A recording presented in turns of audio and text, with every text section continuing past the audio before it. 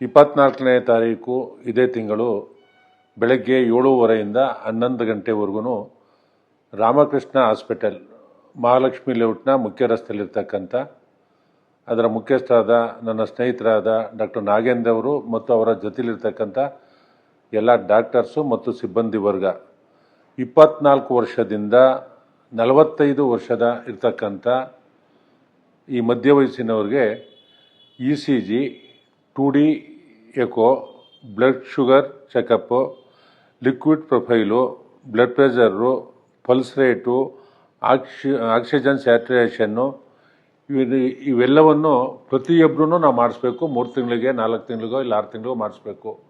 ಇದನ್ನು ಉಚಿತವಾಗಿ ಒಂದು 300ರಿಂದ 350 ಜನಕ್ಕೆ ಮಾಡಬೇಕು ಅಂತಕ್ಕಂಥದ್ದು ಈಗಾಗಲೇ ರಿಜಿಸ್ಟ್ರೇಷನನ್ನು ಮಾಡಿಸಿದ್ದಾರೆ.